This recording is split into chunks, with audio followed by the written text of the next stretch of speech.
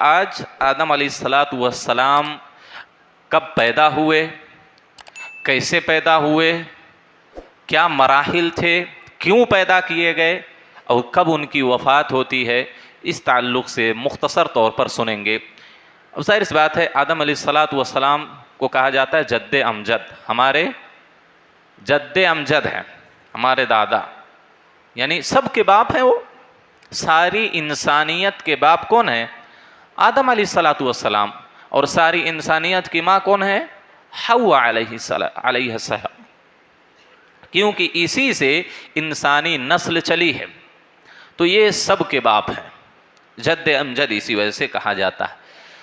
تو آدم علیہ الصلاۃ والسلام کا تذکرہ آج ہم لوگ کریں گے، غور سے سنیں اس واقعے کو۔ سب سے پہلے جو نبوت اور رسالت کا سلسلہ چلا وہ آدم علیہ الصلاۃ والسلام سے چلا۔ لوگ کہتے ہیں نوح علیہ الصلاۃ والسلام سب سے پہلے نبی اور رسول، نہیں، آدم علیہ الصلاۃ والسلام سب سے پہلے نبی ہیں، جیسا کہ مسند احمد کی روایت میں ہے۔ تو آدم علیہ الصلاۃ والسلام اللہ کے بڑے برگزیدہ نبی تھے۔ اللہ رب العالمین نے جب آدم علیہ الصلاۃ والسلام کو پیدا کرنے کا ارادہ فرمایا تو فرشتوں سے اور ابلیس سے کہا کہ انی جاعل فی الارض خلیفہ، میں ایک نئی مخلوق پیدا کرنا چاہتا ہوں اور زمین میں اس کو اپنا جانشین بنانا چاہتا ہوں۔ فرشتوں نے کہا اے اللہ، آخر کیا ضرورت ہے دوسری مخلوق پیدا کرنے کی؟ نسبح ونقدس لک، اللہ ہم تیری تسبیح بیان کرتے ہیں، تیری پاکی بیان کرتے ہیں، تیری عبادت ہم ہمیشہ کرتے رہتے ہیں، کیا ضرورت ہے ایک نیا خلیفہ یا نئی مخلوق پیدا کرنے کی؟ فرشتوں نے یہ سمجھا، فرشتوں نے اللہ سے کہا یسفک الدماء، وہ جائیں گے زمین میں لڑائی جھگڑا کریں گے، قتل و قتال کریں گے، ایک دوسرے کا خون بہائیں گے، یہی سب کریں گے جیسا کہ انسان لوگ کر رہے ہیں، آپس میں ایک دوسرے سے لڑائی جھگڑا، قتل و قتال، خون ریزی ہمیشہ چلتی رہتی ہے، گھروں میں، گھروں کے باہر، رشتہ داروں میں، غیروں سے۔ تو فرشتوں نے یہی کہا اللہ سے، اللہ کیا ضرورت ہے، ہم تیری عبادت کر رہے ہیں، تیری پاکی پڑھائی بیان کر رہے ہیں، کیا ضرورت ہے ایسی مخلوق پیدا کرنے کی جو لڑائی جھگڑا کرے گی، ایک دوسرے کا قتل کرے گی، ایک دوسرے کا خون بہائے گی؟ اللہ نے کہا کہ جو کچھ میں جانتا ہوں تم لوگ نہیں جانتے، مجھے جو علم ہے میں کیوں پیدا کرنا چاہ رہا ہوں اور کیسی مخلوق پیدا کرنا چاہ رہا ہوں تم لوگوں کو اندازہ بھی نہیں ہے، ٹھیک؟ تو اللہ رب العالمین نے کیا کیا، پوری سرزمین، یہ دنیا، یہ جو زمین ہے کتنی ہوگی کسی کو اندازہ ہے؟ کسی کو نہیں اندازہ ہے۔ تو پوری زمین سے اللہ رب العالمین نے کیا لیا، جیسا کہ سنن ترمذی وغیرہ کی روایت ہے، صحیح روایت ہے، اللہ نے پوری زمین سے ایک مٹھی مٹی لی، اللہ نے اپنی مٹھی میں پوری سرزمین سے ایک مٹھی مٹی لی، مٹی، عام مٹی پوری زمین سے لی۔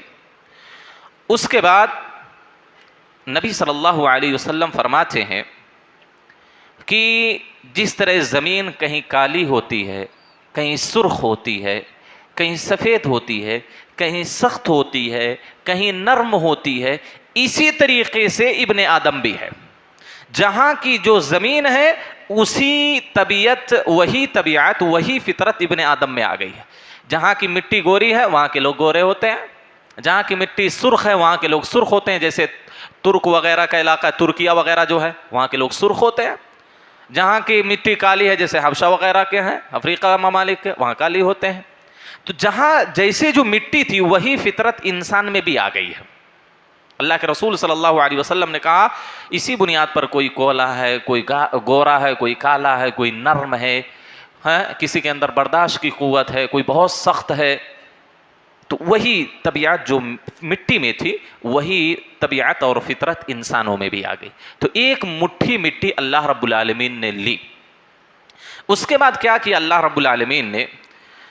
مٹی لینے کے بعد اللہ رب العالمین نے پانی لیا۔ کیا چیز لی؟ پانی۔ پانی سے اس مٹی کو گارا بنایا۔ دیکھتے نا جب مٹی لگاتے ہیں کیسے لگاتے ہیں، ایک عام مٹی ہے، اب اس میں پانی ڈالے تو گارا بنا، گیلی مٹی، جس کو اللہ رب العالمین نے کیا کہا؟ تین اللازب، چپکنے والی، چپکتی ہے نا، اسے اینٹ وغیرہ عمارتیں تعمیر کر دیتے ہیں باقاعدہ، تو چپکنے والی مٹی بنایا اللہ نے، بنا دیا، چھوڑ دیا کچھ عرصے تک اللہ نے ایسے ہی چھوڑ دیا. کچھ لوگوں نے کہا 40 دن، کچھ لوگوں نے کہا 40 سال، 60 سال، حالانکہ حدیث میں اس کا کوئی ذکر نہیں. اللہ نے کیا ہے اس کے بعد گارا بنانے کے بعد چھوڑ دیا. جب مٹی کو گیلی کر دیا جائے تو کچھ عرصے کے بعد مٹی کے اندر بدبو پیدا ہو جاتی ہوتی ہے کہ نہیں؟ اب یہ کیچڑ وچڑ جو رہتا ہے، جہاں پانی زیادہ دیر تک مٹی میں جمع رہتا ہے، وہ جو ایک دم کیا ہے مٹی ہو جاتی ہے پانی کی طرح، ایک دم گیلی مٹی، اس سے بدبو نکلتی ہے کہ نہیں نکلتی ہے؟ تو اللہ نے کچھ عرصے تک اس مٹی کو چھوڑ دیا گارا بنا کر کے. اس میں جب بدبو پیدا ہو گئی اور وہ مٹی سخت ہو گئی، مٹی کیا ہو گئی؟ سخت ہو گئی، اس سے کھن کھن کی آواز آنے لگی، تو اللہ رب العالمین نے اپنے دونوں ہاتھوں سے آدم علیہ السلام کا پتلا بنایا. اپنے دونوں ہاتھوں سے آدم علیہ السلام کا پتلا بنایا، اور پتلا بنانے کے بعد اللہ نے جنت میں کھڑا کر دیا. اب کتنے دن تک تھا اس تعلق سے صحیح حدیث کوئی نہیں ہے. اب صحابہ کے کچھ آثار ہیں، اسرائیلی کچھ روایتیں ہیں، جھوٹی روایتیں ہیں، 40 سال، 60 سال، 100 سال، اللہ کی ہی معلوم ہے کتنے سال. اللہ نے پتلا بنا کر کے، ان کا نقشہ بنا کر کے اللہ رب العالمین نے جنت کے اندر کھڑا کر دیا. آپ کو بتلاؤں یہاں بڑے مزے کی چیز ہے. اللہ رب العالمین نے جب پتلا کو بنا کر جنت کے اندر کھڑا کیا، یا اللہ نے کہیں بھی پتلا بنا کے کھڑا کیا، تو ابلیس پہلے سے لگائے ہوئے ہے ذہن، کیا اللہ بنا رہا ہے دیکھتا ہوں. یہ بڑا مکار ہے نا، پہلے سے وہ تاک میں لگا ہوا، اللہ کیا بنا رہا ہے، کیا کرنا چاہ رہا اللہ. پتلا جب اللہ بنا کے کھڑا کیا تو ابلیس اس کے چاروں طرف چکر لگاتا تھا، دیکھتا تھا اس کو مار مار کے، کیا ہے یہ، کیا ہے، کیا اللہ نے بنایا ہے. اور اللہ نے کتنا لمبا بنایا تھا آدم علیہ السلام کو؟ 60 گز، گویا کہ 60 فٹ کا. کہاں تک جاتے ہو؟ اتنا لمبا چوڑا اللہ نے بنایا تھا.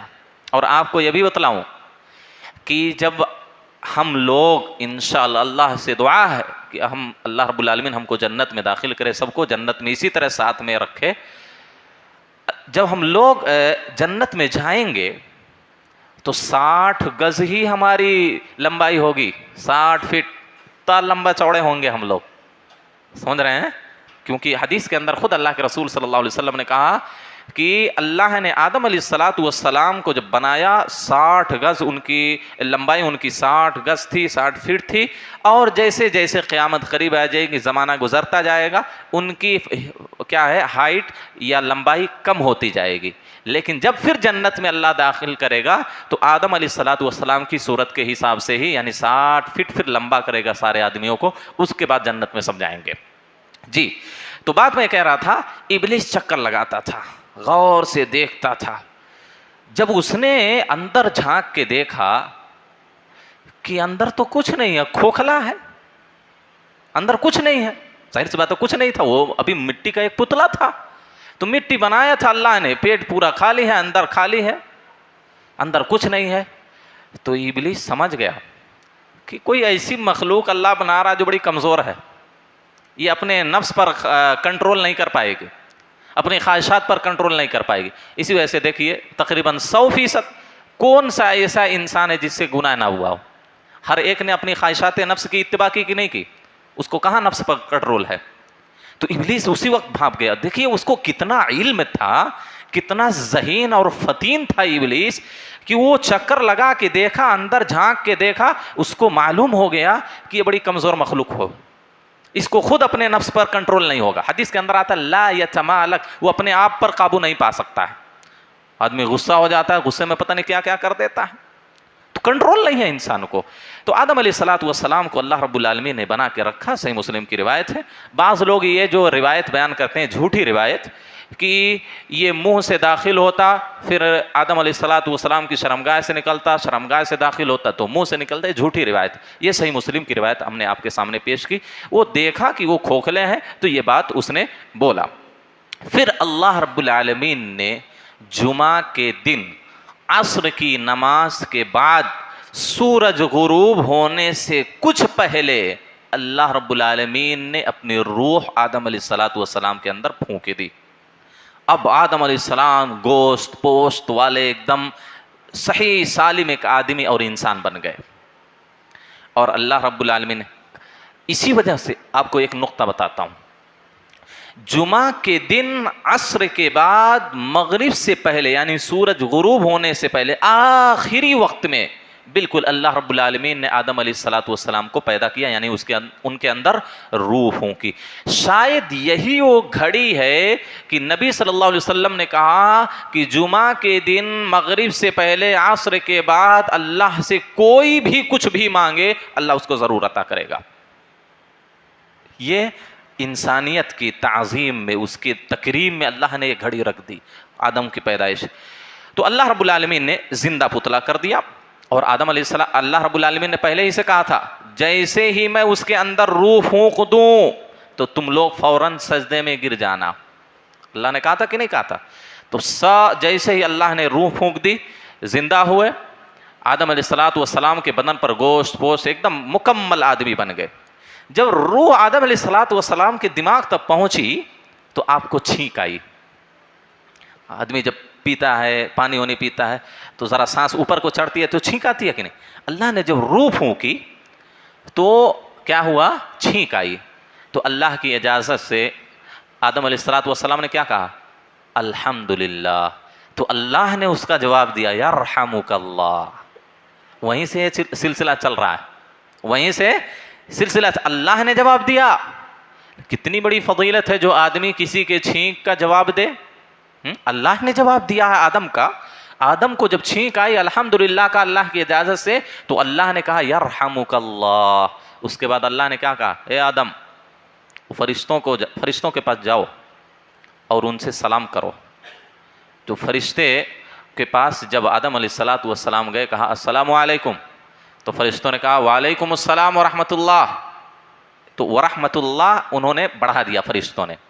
آدم علیہ السلام اللہ کے پاس آئے تو اللہ رب العالمین نے کہا یہی تمہارا اور تمہاری ذریت کا یہی سلام ہوگا. تو گویا کہ سلام بڑا پرانا ہے، نیا نہیں ہے کوئی. تو آدم علیہ السلام نے جب سلام کیا تو فرشتوں نے وعلیکم السلام ورحمۃ اللہ، اور بعض روایتوں میں وبرکاتہ بھی ہے. تو تب سے اللہ رب العالمین نے انسانوں کا سلام یہی رکھا. یہ گڈ بائے نہیں، نمستے نہیں، اور کیا کیا کی سب کرتے ہیں نا وہ سب نہیں یہ چلتا. وہ غیر مسلموں کا طریقہ ہے، یہ یہودیوں کا طریقہ ہے.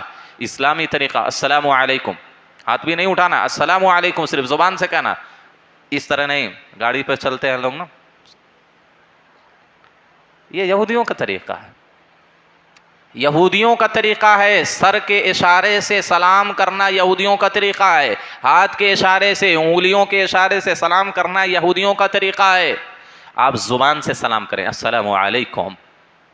ہاں اگر آدمی اتنا دور ہے کہ آپ کی آواز نہیں پہنچ سکتی اور وہاں بلند آواز سے کہنا مناسب نہیں ہے تو آپ زبان سے آہستہ کہیں گے، اس کے بعد ہاتھ سے اشارہ کریں گے تاکہ وہ سمجھے کہ ہاں ہم کو سلام کر رہا ہے. آپ کہیں السلام علیکم، لیکن صرف اشارہ کرنا یہ حرام ہے. صرف اشارہ کرنا. کچھ لوگ السلام علیکم اور کچھ لوگ ایسا کہتے ہیں السلام علیکم. یہ کون سا طریقہ بھائی؟ السلام علیکم نہیں. اگر آدمی اتنا دور ہے کہ آواز نہیں پہنچ سکتی یا بلند آواز سے سلام کرنا مناسب نہیں اسی جگہ پر ہے تو آپ زبان سے سلام کہتے ہوئے اشارہ کر سکتے ہیں السلام علیکم. جی تو بات لمبی ہو جائے گی، ہم لوگ دوسری طرف جا رہے ہیں. تو اللہ رب العالمین نے تمام فرشتوں کو سجدہ کرنے کا حکم دیا. سارے فرشتے سجدے میں گر گئے. اس کے بعد ابلیس نے سجدہ کرنے سے انکار کر دیا. اللہ نے کہا ما منعک ان تسجد لما خلقت بیدی. اے ابلیس، جس کو میں نے اپنے ہاتھوں سے بنایا ہے تم اس کو سجدہ کیوں نہیں کر رہے ہو؟ دیکھیے اللہ نے یہ پہلی مخلوق ہے جس کو اپنے ہاتھ سے بنایا.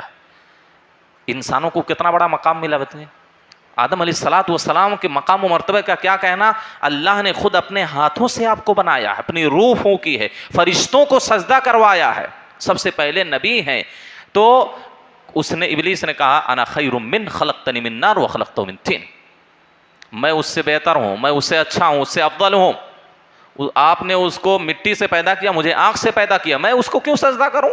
میں اس سے افضل ہوں، اس سے اعلیٰ ہوں، اس سے بڑا ہوں، میں اس کو کیوں سجدہ کروں؟ تو ابلیس نے سجدہ نہیں کیا. اللہ جلال میں آیا، غصے میں آیا، قال فاہبط منہا فما یکون لک ان تتکبر فیہا، تم نے تکبر کیا، میرے حکم کی عدولی کی، تم نکل جاؤ یہاں سے، نکل جاؤ، جنت سے نکل جاؤ. اس کو جنت سے نکالا اور اللہ نے آدم کو جنت میں ڈالا. اب یہ حسد اور پیدا ہو گیا ابلیس کو آدم سے. اس نے سوچا مجھے نکلوایا ہے، میں اس کو جنت سے نکلواتا ہوں. اس وقت ابلیس نے اللہ سے مہلت مانگی، انظرنی الی یوم یبعثون، اللہ قیامت تک مجھے مہلت دے. دیکھیے ابلیس قیامت تک نہیں مرے گا. اور کب سے ابلیس ہے کسی کو پتہ نہیں. آپ کو معلوم ہونا چاہیے انسانوں کی پیدائش سے پہلے، انسانوں کی جو مخلوق، آدم سب سے پہلے، اس سے پہلے جنات تھے. بعض لوگوں نے کہا 2000 سال پہلے جناتوں کو پیدا کیا گیا. اور پہلے یہ زمین میں انسان جب نہیں تھے تو جنات رہتے تھے، جنات رہتے تھے، سب لڑائی جھگڑا قتل و قتال خون ریزی کرتے تھے. تو اللہ نے جبریل اور فرشتوں کا ایک لشکر بھیجا کہ زمین کو خالی کراؤ ان لوگوں سے. تو یہ دریاؤں سمندروں کی طرف اور جہاں جنگلات ہیں کیا ہے وہاں سب فرشتے ان لوگوں کو بھگا دیے. کچھ لوگوں کو قتل کیا گیا، کچھ لوگوں کو وہاں بھگا دیا گیا، کیونکہ اللہ خود ایک خلیفہ بنانا تھا نا، زمین میں اتارنے والا تھا. تو جناتوں کو، سرکش شیاطینوں کو سب بھگا دیے فرشتے وہاں لڑ کر کے. تو اسی سے فرشتوں کو معلوم ہوا تھا کہ اللہ کے رسول، اے اللہ جب وہ لڑائی جھگڑا کرتے ہیں یہ بھی جائیں گے، یہ بھی لڑائی جھگڑا کریں گے، کیا ضرورت ہے؟ وہیں سے فرشتوں کو معلوم ہوا. تو اللہ رب العالمین نے، ابلیس نے اللہ سے کہا مجھے قیامت تک مہلت چاہیے. حالانکہ ابلیس کی جو اولاد ہوتی ہے وہ مرتی ہے، اس کو بھی موت ہوتی ہے، لیکن ابلیس کو موت نہیں آئے گی. ابلیس اخیر تک قیامت تک زندہ رہے گا. اب وہ کیسا ہے، بوڑھا ہے کہ جوان ہے، وہ ہم کو نہیں معلوم، بس قیامت تک وہ زندہ رہے گا. اس نے اللہ سے مہلت دی، قیامت تک کے لیے اللہ مجھے تو مہلت دے. اللہ نے کہا جا تجھے مہلت دیتا ہوں. ابلیس نے اس وقت اللہ سے وعدہ کیا تھا لَأُغْوِيَنَّهُمْ أَجْمَعِينَ، اللہ تیری پوری مخلوق کو میں گمراہ کر دوں گا، پوری مخلوق کو تیری گمراہ کروں گا، اور صراط مستقیم پر بیٹھوں گا، جو تیرا سیدھا راستہ ہے، جنت والا راستہ ہے، اس پر بیٹھوں گا. اس کے دائیں سے، اس کے بائیں سے، اس کے آگے سے، اس کے پیچھے سے، اس کے اوپر سے، اس کے نیچے سے اس کو بہکاؤں گا. اور وَلَا تَجِدُ أَكْثَرَهُمْ شَاكِرِينَ، اللہ تو ان میں سے اکثر لوگوں کو شکر گزار بندہ نہیں پائے گا. مفسرین نے اس کی تفسیر کیا ہے کہ اکثر لوگوں کو تو موحد نہیں پائے گا. آج مسلمانوں کی اتنی بڑی تعداد ہے، کتنے لوگ موحد ہیں، شرک سے پاک ہیں؟ کتنے لوگ؟ 1% بھی نہیں ہے. بعض اہل الحدیث جو لوگ ہیں ان کے اندر بھی شرک پایا جاتا ہے. تو گویا کہ اکثر لوگ موحد نہیں ہیں اس دنیا میں. حالانکہ اللہ پر ایمان رکھتے ہیں، نبی پر ایمان رکھتے ہیں، کتابوں پر، جنت جہنم سب پر ایمان رکھتے ہیں، لیکن اکثر لوگ مشرک ہیں. اللہ نے خود کہا وما یؤمن اکثرهم باللہ الا هم مشرکون، اکثر لوگ اللہ پر ایمان رکھنے کے باوجود بھی مشرک ہیں. مسلمانوں کی اکثریت دیکھ لیے موحد نہیں ہے. اور اللہ نے خود بتلایا قرآن میں کہ ابلیس نے جو وعدہ کیا تھا اللہ سے کہ اکثر لوگوں کو گمراہ، سب کو گمراہ کرے گا، اس نے سب کو گمراہ کیا بھی. فَاتَّبَعُوهُ إِلَّا فَرِيقًا مِّنَ الْمُؤْمِنِينَ، مومنوں کی ایک گروہ، ایک جماعت کے علاوہ سارے لوگوں نے شیطان کے نقش قدم پر چلے، سارے لوگوں نے شیطان کی اتباع کی. تو اللہ رب العالمین سے اسی وقت اس نے وعدہ لیا تھا، اور وہ قیامت تک اس محنت میں، اس مشن میں لگا رہے گا. لیکن ہم لوگ ہیں کہ شیطان کو اپنا دشمن سمجھنے کے لیے تیار نہیں ہیں. تو ابلیس کو اللہ رب العالمین نے بھگا دیا، آدم علیہ السلام کو جنت میں رکھا. جب آدم علیہ السلام کو اللہ نے جنت میں ڈالا، کہا کہ بھئی دیکھو یہ جنت ہے، اس کی ساری نعمتیں ہیں، تم جہاں چاہو، جیسے چاہو، جو چاہو کھاؤ پیو، گھومو پھرو، بس ایک چیز صرف تم پر حرام ہے. جنت کی اتنی نعمتیں کوئی گن نہیں سکتا ہے، ایک چیز تم پر حرام ہے، اس درخت کے قریب نہیں جانا ورنہ ظالموں میں سے ہو جاؤ گے. تو آدم علیہ السلام جنت میں رہتے، کھاتے پیتے، تنہا تھے، تو ان کا وقت نہیں گزرتا تھا، مانوسیت نہیں ہوتی تھی. تنہا آدمی کیسے رہ سکتا ہے؟ تو اللہ رب العالمین نے ان کی بائیں پسلی سے حوا کو پیدا کیا، ان کی بیوی حوا کو. تو دونوں آپس میں رہتے تھے. ابلیس ان لوگوں کو گمراہ کرتا رہا، بہکاتا رہا کہ کسی طرح یہ درخت کا پھل کھا لیں۔ آدم علیہ الصلوۃ والسلام مان نہیں رہے تھے، اس کی بات نہیں سن رہے تھے، تو یہ بڑا خیر خواہ بن کر آیا، کہا کہ ذرا سنو، تم آج کے پیدا ہوئے ہو میرے سامنے، تم پیدا ہوئے ہو، میں کب کا ہوں اور ساری چیزیں میں دیکھ چکا ہوں، اللہ کے سارے اعمال کو میں دیکھتا ہوں، سنتا ہوں، اس اللہ نے کیوں منع کیا اس درخت کے کھانے سے معلوم ہے؟ اس وجہ سے منع کیا، اگر تم کھا لو گے تو دونوں فرشتہ بن جاؤ گے، یا پھل کھانے کے بعد تم امر ہو جاؤ گے، تم کو موت کبھی بھی نہیں آئے گی، ہمیشہ ہمیشہ کے لیے زندہ رہو گے تم۔ کتنی بڑی لالچ دلائی، کہا کہ فرشتہ ہو جاؤ گے، اس وجہ سے اللہ نے منع کیا ہے۔ تب بھی یہ لوگ نہیں مانے تو کیا ہوا، یہ قسم کھانے لگا۔ سب سے پہلے جھوٹی قسم کس نے کھائی؟ ابلیس نے، کہا وقاسمہما، اللہ کی قسم میں صحیح بات کر رہا ہوں، تم کھا لو، فرشتے بن جاؤ گے، ہمیشہ کے لیے امر ہو جاؤ گے، موت کبھی نہیں آئے گی، قسم کھا رہا ہے۔ تو یہ لوگ سوچے بھئی اللہ کی قسم کیسے کوئی جھوٹی قسم کھا سکتا ہے، بات صحیح ہوگی، ذرا چکھ کے دیکھتے ہیں کیا مسئلہ ہے۔ اور کہتا تھا انی لکما لمن الناصحین، ارے میں تمہارا خیر خواہ ہوں، تمہارا برا نہیں چاہتا، میں تمہارا خیر خواہ ہوں، تمہارے اچھے کے لیے کہہ رہا ہوں۔ بہکاوے میں آ گئے۔ سب سے پہلے حوا علیہ السلام نے اس درخت کا پھل چکھا، اس کے بعد آدم علیہ السلام نے چکھا۔ اللہ کے رسول نے کہا اگر حوا نے خیانت نہ کی ہوتی تو دنیا کی کوئی عورت اپنے شوہر کی خیانت نہ کرتی، تو سب سے پہلے خیانت کہاں ہوئی؟ حوا سے۔ اب جیسے دونوں کھا لیے، جیسے دونوں کھائے، فوراً جو جنتی لباس اللہ نے ان کو پہنایا تھا وہ لباس اتر گیا۔ اب سب ننگے ہو گئے، آدم بھی ننگے، حوا بھی ننگے، کپڑا اتر گیا، جنتی لباس اتر گیا۔ اب دونوں ایک دوسرے سے شرم کرنے لگے، شرمگاہ دونوں کی دکھی، فبدت سوآتہما، خود قرآن نے یہ سب ذکر کیا ہے، تو شرم آنے لگی، ادھر ادھر بھاگنے لگے۔ آدم علیہ السلام بڑے لمبے، ان کے بال بھی بڑے لمبے لمبے تھے، تو آدم علیہ السلام کے بال جنت کے درخت کی کسی ٹہنی میں یا پتے میں پھنس گیا، اس کو چھڑانے لگے، کھینچنے لگے۔ اللہ نے کہا یا آدم کہاں بھاگ رہے ہو؟ کہا اللہ تیری نافرمانی کی وجہ سے ہم لوگوں کو شرم آ رہی ہے۔ تو اللہ نے کہا کہ کیا میں نے تم کو منع نہیں کیا تھا اس درخت کے قریب نہیں جانا؟ تم گئے، کیا میں نے تم کو بتلایا نہیں تھا کہ یہ شیطان تم لوگوں کا کھلا ہوا دشمن ہے، اس کی بات مانو گے تو تم کو جنت سے نکلوا دے گا؟ تم لوگوں نے نہیں مانا، تو اللہ رب العالمین جنتی لباس چھین لیا ان لوگوں سے، اور وہ آدم اور حوا کو ننگے جسم اللہ رب العالمین نے زمین میں بھیج دیا۔ اسی وقت ابلیس اور ابلیس کی ذریت اور آدم اور حوا کو اللہ رب العالمین نے جنت سے نکال کر زمین پر بھیج دیا۔ اب وہ آدم علیہ السلام کہاں اترے؟ کوئی بھی نبی صلی اللہ علیہ وسلم سے روایت نہیں ہے، لیکن مفسرین کہتے ہیں کہ سری لنکا جو پہلے ہندوستان کا ہے، سراندیپ، سنے ہیں سراندیپ؟ سیلان نامی سراندیپ ایک بودھ نامی پہاڑ ہے، اس پر آدم علیہ السلام اترے تھے اور حوا کو جدہ میں اتارا گیا تھا۔ یہ تفسیری روایتیں ہیں، اور یہ لوگ آپس میں کم ملاقات ہوئی ان کی؟ عرفہ میں ملاقات ہوئی، کئی سال یہ لوگ الگ رہے، کیونکہ اللہ نے کیا کہا بعضکم لبعض عدو، تم میں سے بعض کا دشمن رہے گا، تو کئی سال الگ رہے۔ جبریل علیہ السلام آئے تو حج کے لیے ان کو وہاں بلا کے لے گئے مکہ، تو خانہ کعبہ کی تعمیر ہوئی، تو عرفات میں یہ دونوں ملے، اسی وجہ سے عرفہ کو عرفہ کہا جاتا ہے، یعنی تعارف ان دونوں کا وہیں پر ہوا، یہ دوسرے کو پہچان نہیں پا رہے تھے، جبریل تعارف کرائے۔ بعض لوگوں نے کہا مزدلفہ میں یہ دونوں قریب ہوئے، اسی وجہ سے مزدلفہ کہا جاتا ہے، قریب والی رات، دونوں قریب ہوئے تھے۔ تو آدم علیہ السلام زمین میں آ گئے، اللہ رب العالمین نے ان کو کلمہ سکھایا، اب گناہ ہو گیا تھا نا، حرام کھا لیا تھا، اللہ نے دعا سکھائی۔ کون سی دعا سکھائی؟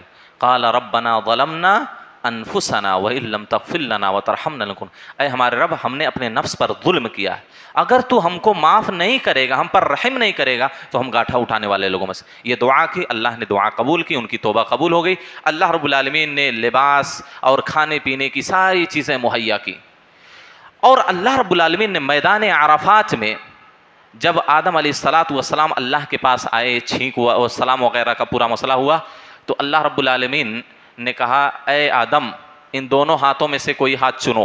اللہ کے دونوں ہاتھ دائیں ہیں، ایک بایاں ایک دایاں نہیں ہے، دونوں ہاتھ دائیں ہیں اللہ کے، ہم لوگوں کا دایاں بایاں ہوتا ہے۔ تو آدم علیہ السلام نے دائیں ہاتھ کو چنا، اللہ نے مٹھی کھولی، اس میں کیا ہے؟ پوری ذریت. اور بعض روایتوں میں آتا ہے اللہ رب العالمین نے آدم کی پشت پر اپنا ہاتھ پھیرا تو قیامت تک جتنے بھی انسان پیدا ہونے والے ہوں گے سب ایسے آ گئے، سب بکھر گئے ذرے کے مانند. اس وقت اللہ نے سب سے بڑا عہد لیا تھا کہ میں تم سب کا رب ہوں کیوں نہیں؟ تو ہم سب لوگوں نے کہا ہاں تو ہمارا رب ہے. تو اللہ رب العالمین نے ساری ذریت کو وہاں پیدا کیا اور میثاق لگا. تو وہاں پر ایک مسئلہ ہے، آدم علیہ الصلوۃ والسلام سب کو دیکھ رہے ہیں، کہہ رہے ہیں اللہ یہ کیا ہے؟ کہا قیامت تک تمہارے آنے والی ذریت اولاد ہے. تو دیکھ رہے ہیں ایک آدمی کو دیکھا کہ اس کی آنکھوں کے درمیان بڑا نور ہے، روشنی ہے. کہا یہ کون ہے؟ کہا تمہارے آخری وقت میں آنے والا ایک تمہاری اولاد ہے، تمہارا لڑکا ہے داؤد علیہ السلام. داؤد علیہ السلام. کہا اللہ اس کی عمر کتنی ہے؟ کہا 60 سال. کہا اللہ اتنی کم ہے؟ اتنی کم اس کی عمر ہے؟ میری عمر کا 40 سال دے کر اس کے 100 پورا کر دو. اللہ آدم کی عمر کتنی تھی؟ 1000 سال. تو اب انہوں نے 40 سال کس کو دے دی؟ داؤد کو دے دی. تو آپ کی عمر کتنی بچی؟ 960 سال آدم علیہ السلام کی عمر بچی. ٹھیک ہے، زندگی گزارتے رہے، نسل چلتی رہی، حابیل قابیل پیدا ہوئے اور وہ سب ہوا. تو جب ملک الموت آیا، وقت تیزی کے ساتھ گزر رہا، میں ختم کر دے رہا ہوں 2 منٹ میں بات. تو کیا ہوا؟ کیا میں کہہ رہا تھا؟ ملک الموت جب فرشتہ آیا، ان کا وقت پورا ہو گیا، 960 پورا ہو گیا. تو کہا کہ اللہ نے بھیجا ہے روح قبض کرنے. کہا کہ نہیں، ابھی میری 40 سال عمر باقی ہے نا. تو کہا کہ تم نے اپنے بیٹے داؤد کو 40 سال اپنی عمر کے حصہ دے دیا تھا. تو آدم علیہ السلام نے انکار کر دیا، نہیں میں نے نہیں دیا تھا. تو اللہ کے رسول صلی اللہ علیہ وسلم نے کہا خطی آدم و خطی الذریۃ. آدم علیہ السلام نے غلطی کی، اس وجہ سے ان کی ذریت، ان کی اولاد بھی غلطی کر رہی ہے. آدم علیہ السلام بھولے، اسی وجہ سے آدم کی اولاد بھی بھول رہی ہے.